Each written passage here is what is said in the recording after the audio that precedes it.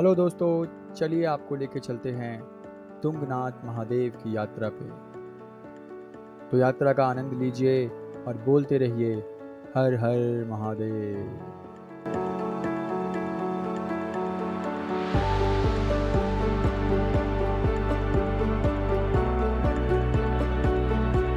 सुबह होते ही हम लोग निकल गए चौपटा के बेस कैंप के लिए।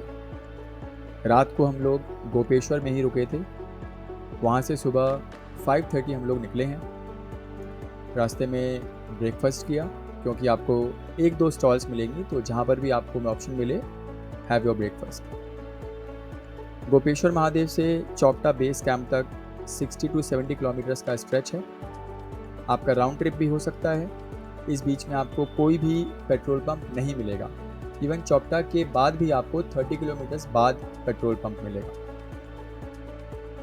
ट्रैक के बारे में डिटेल्ड इन्फॉर्मेशन आपको वीडियो के एंड में मिलेगी। तो बने रहिए हमारे साथ और बोलते रहिए हर हर महादेव।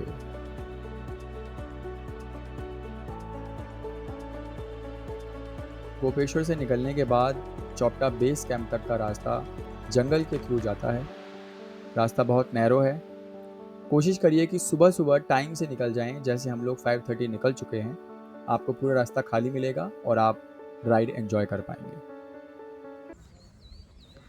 हम लोग चौपटा पहुंच चुके हैं और अभी टाइम हो रहा है इट्स 8:15 और हम लोग चौपटा पहुंच चुके हैं। हम लोग सुबह 5:30 निकले थे गोपेश्वर से, और अप्रॉक्स 1 आवर के ट्रैवल के बाद, 1.5 आवर के ट्रैवल के बाद हम चौपटा में हैं। और अभी हम मार्केट में हैं। अभी ट्रैक शुरू करने वाले हैं। आप देख सकते हैं पीछे ऐसा कुछ आपको यहाँ पर सीन नज़र आएगा। पार्किंग अवेलेबल नहीं है यहाँ पर। पार्किंग आपको सड़क पे ही कहीं लगानी पड़ेगी। हमने गाड़ी सड़क पे वहाँ पार्क करी है। और जब आप गोपेश्वर से निकलते हैं, मतलब अगर आप बद्रीनाथ से आते हैं, तो आप रात को गोपेश्वर में स्टे कर सकते हैं। वहाँ से 1-1.5 घंटे के रास्ते पे आपको ये तुंगनाथ की मार्केट मिल जाएगी, जहाँ से एक बेस कैंप है और यहाँ से ट्रैक शुरू होता है। और अगर आप केदारनाथ की तरफ से आ रहे हैं, तो आप उधर रुक सकते हैं बीच में। चौपटा से पहले रुक जाएंगे, ज़्यादा अच्छा रहेगा। वहाँ पर हमारे पास होटल्स आपको सही रेट में मिल जाते हैं। हम चढ़ाई शुरू करने वाले हैं और आपको दिखाते हैं आगे कैसे रास्ता रहने वाला है। So will be there, stay tuned.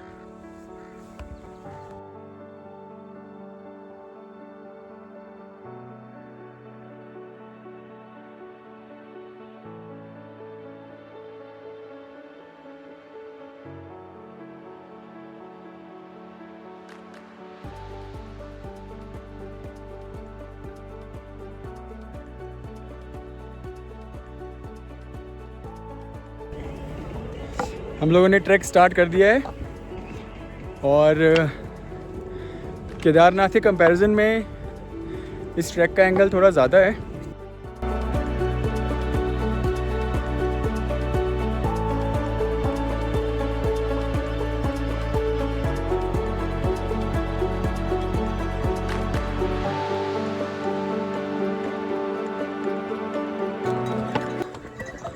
अभी हमने 10% ट्रैक कंप्लीट किया है और चढ़ाई जैसे मैंने बताया था बहुत स्टीप है, पर नज़ारे आपको अच्छे मिलेंगे। बहुत ग्रीन, देखो। ओके, ऐसे कुछ शॉप आपको मिल जाएंगी रास्ते में। It's mesmerising.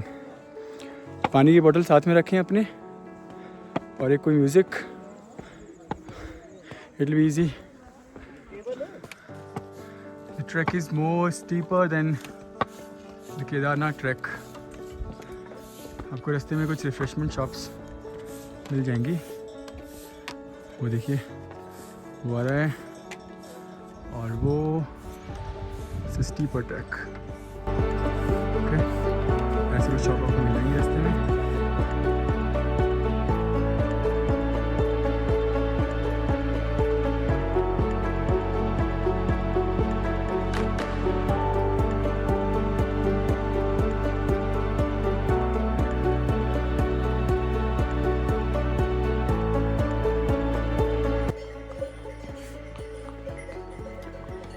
लगभग आधा ट्रैक हम लोग कर चुके हैं और अब तक की रिपोर्ट ये है कि कैरी योर वाटर बॉटल, बीच में शॉर्टकट्स पड़ेंगे, avoid them if possible, because वो शॉर्टकट लगते तो शॉर्टकट है लेकिन बहुत ज़्यादा एग्जॉस्ट कर देंगे आपको।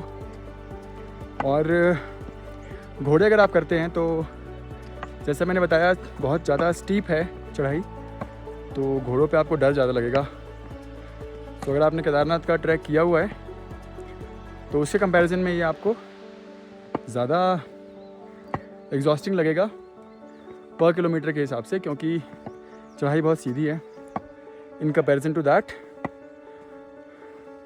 पर ठीक है, धीरे धीरे आप चलते रहिए, शिव का नाम लेते रहिए, फटाफट से पहुंच जाएंगे। हर हर महादेव।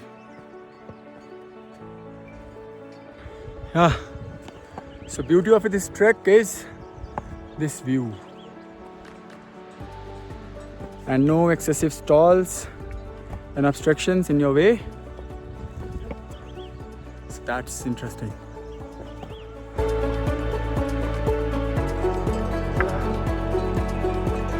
We're almost there.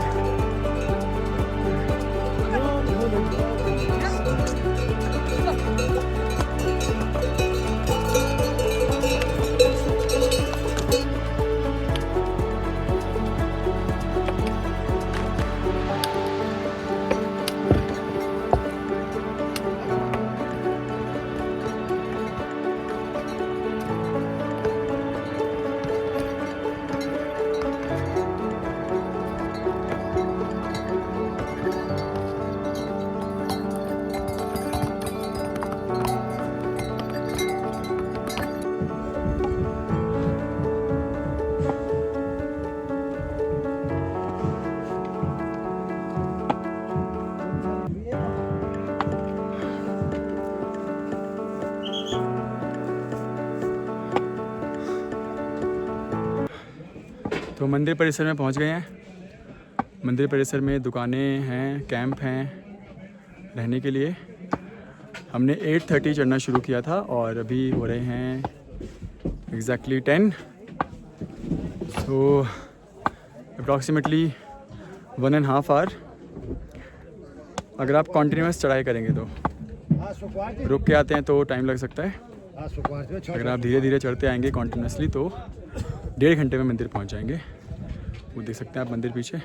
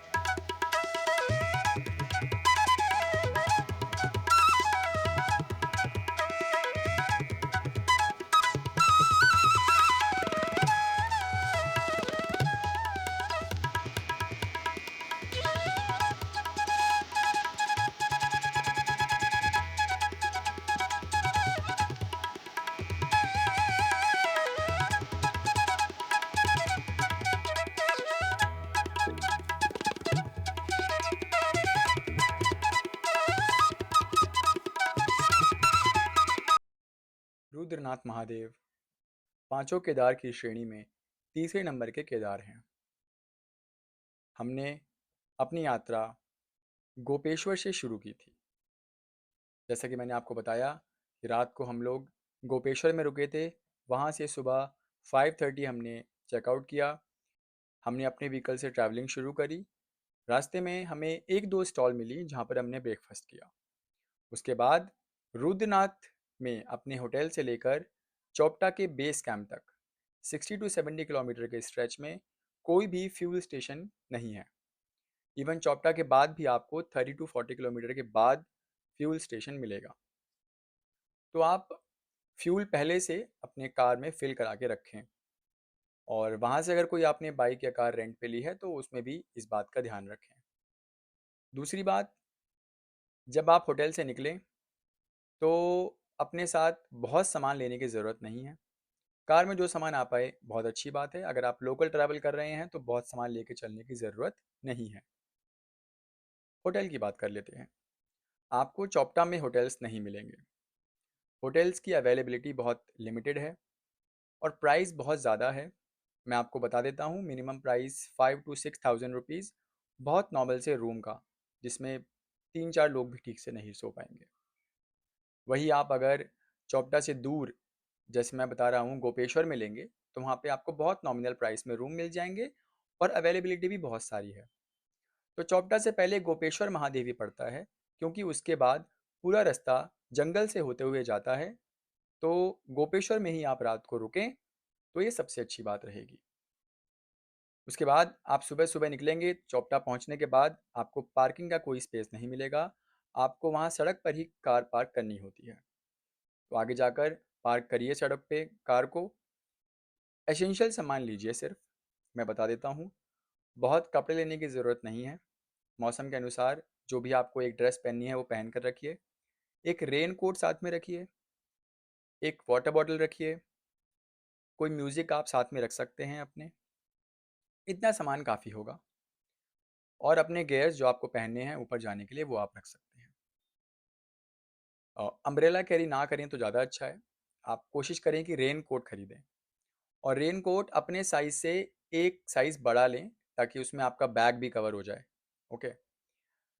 उसके बाद कार को लॉक करके आप पास में ही किसी दुकान से स्टिक परचेज कर सकते हैं। आपको स्टिक 50 रुपीज़ की मिल जाएगी, और रिटर्न करेंगे वापस उसको आगे तो आपको 20-30 रुपये वापस ही मिल जाएंगे। तो ऐसा कुछ वहाँ पर है। तो स्टिक लेके, जैसा कि आपने देखा, एक मंदिर जैसा गेट है, वहाँ से आपको एंट्री करनी है और वहाँ से आपकी यात्रा शुरू हो जाती है। यात्रा के स्टार्टिंग में ही आपको पोनी अवेलेबल हैं। ट्रैक सिर्फ 8 किलोमीटर्स का है, तो अगर आपको नीड लगती है तो आप ले सकते हैं, अदरवाइज आप आराम से करेंगे तो कर लेंगे। मैंने पहले केदारनाथ जी की यात्रा कर ली थी, जो कि 24 किलोमीटर्स की थी। तो मुझे लगा कि ये यात्रा 8 किलोमीटर की है तो बहुत ज़्यादा डिफ़िकल्ट नहीं होगी। तो मैंने एक स्ट्रेच में पूरी ट्रैकिंग कर ली, पर ये मेरे लिए बहुत एग्जॉस्टिंग रहा। आप ऐसा ना करें। यात्रा, जैसा मैंने शुरू में बताया, कि ट्रैकिंग बहुत स्टीप है, बहुत खड़ी चढ़ाई है, और इसीलिए आराम आराम से करें, रुक रुक कर करें। वाटर बॉटल साथ में ज़रूर रखें, क्योंकि 8 किलोमीटर का स्ट्रेच आपको करने में मुश्किल से 3 से 4 घंटे लगेंगे, अगर आराम आराम से करेंगे तो। अगर आप वन स्ट्रेच में कर लेते हैं तो आपको 2 आवर्स मैक्सिमम लगेंगे। तो वाटर बॉटल साथ में रखें, स्टिक आपका बहुत साथ देगी ऑफ कोर्स। तो धीरे धीरे यात्रा करते रहें। ट्रैकिंग अच्छी है, आप एंजॉय करेंगे, नज़ारे बहुत अच्छे हैं। बहुत ज़्यादा ऑल्ट्रेशंस नहीं है रास्ते में, बहुत ज़्यादा दुकानें, शॉप्स, ये सब नहीं मिलेंगे आपको। रास्ते में वॉशरूम नहीं है, और कोई बेसिक एमिनिटीज़ भी नहीं है, क्योंकि छोटा ट्रैक है इसलिए बहुत सारा कुछ अवेलेबल नहीं है। या तो आपको बेस कैंप में मिलेगा, या फिर जाके सीधा तुंगनाथ महादेव के मंदिर के पास मिलेगा। अब तुंगनाथ मंदिर के पास पहुंचने के बाद भी वहां पर आपको वॉशरूम्स वगैरह अवेलेबल नहीं है। आसपास के लोकल शॉप में ही आपको बात करके या जैसे भी अरेंजमेंट करना पड़ेगा। तो इन बातों का ध्यान रखें। ऊपर जब आप पहुंच जाते हैं महादेव जी के मंदिर पर, तो मंदिर की ऊंचाई कंपैरेटिवली ज़्यादा है, तो वहाँ पर आपको मौसम ठंडा ही मिलेगा और मौसम कभी भी बदल सकता है। इसीलिए मैंने आपको बोला कि आप रेन कोट साथ में रखें, और अपने साथ कुछ इलेक्ट्रोलाइट्स भी ज़रूर रखें, क्योंकि ऊपर पहुंचने के बाद आपको बीपी फ्लक्चुएशन जैसी प्रॉब्लम भी हो सकती है, क्योंकि हाइट है और ठंड भी है, तो आपको फ़र्क पड़ सकता है। क्योंकि ट्रैकिंग करते वक्त ऑलरेडी एनर्जाइज्ड हम होते हैं। जैसे धीरे धीरे आप कूल होंगे तो आपके टेम्परेचर में, बॉडी टेम्परेचर में डिफरेंस आएगा, बीपी फ्लक्चुएट कर सकता है। तो अपने साथ कुछ इलेक्ट्रोलाइट्स, वाटर बॉटल्स वगैरह रखें आराम से। मंदिर के पास पहुंचने के बाद आपको खाने पीने की सुविधाएं मिल जाएंगी, और आप आराम से वहाँ पर रेस्ट कर सकते हैं दर्शन करने के बाद। अब एक इम्पॉर्टेंट चीज़ है कि कोशिश करें कि आप सुबह सुबह चढ़ाई शुरू कर दें। तो अगर आप पंच केदार की यात्रा शुरू कर रहे हैं तो बड़ा सिंपल सा रूल है, आपको नेक्स्ट डे जो भी ट्रैक करना है, एक रात पहले उसके पास में ही रुकें। जैसे मुझे आज तुंगनाथ महादेव जी की ट्रैकिंग करनी थी, तो मैं पास में ही गोपेश्वर में रुका, जिससे मैं सुबह-सुबह यहाँ पर पहुँच गया। सुबह-सुबह पहुँचते ही आप चढ़ाई शुरू कर दीजिए, सबसे बेस्ट ऑप्शन है। सुबह-सुबह आपको रश भी कम मिलेगा, मौसम भी अच्छा होता है और आपके दर्शन भी बहुत आसानी से हो जाएँगे, क्योंकि मंदिर पर भी भीड़ बहुत नहीं मिलती है, जैसा कि आपने पीछे देखा भी होगा। तो सबसे अच्छा ऑप्शन ये है, जब आप पंच केदार का स्ट्रेच कर रहे हैं। अगर आप सिंगल केदार भी कर रहे हैं, तो भी यही आप प्लान रखिए कि जहाँ पर आपको ट्रैकिंग शुरू करनी है, एक रात पहले वहीं पर स्टे करिए, पास में ही कहीं। ट्रैक को रात को नहीं कर सकते, रात को क्लोज़ हो जाता है। बहुत लंबा ट्रैक नहीं है, इसीलिए अगर आप सुबह टाइम से शुरू कर देते हैं, जैसे हम अभी 8:15 और 8:30 से स्टार्ट कर देंगे, तो बहुत लंबा स्ट्रेच नहीं है, आप इसको एक बारी में कर सकते हैं। तो कोशिश करिए कि सुबह-सुबह शुरू कर दें, जैसे हमने शुरू कर दिया था 8:30 के अराउंड, और हम दर्शन करने के बाद टाइम से फ्री हो गए थे।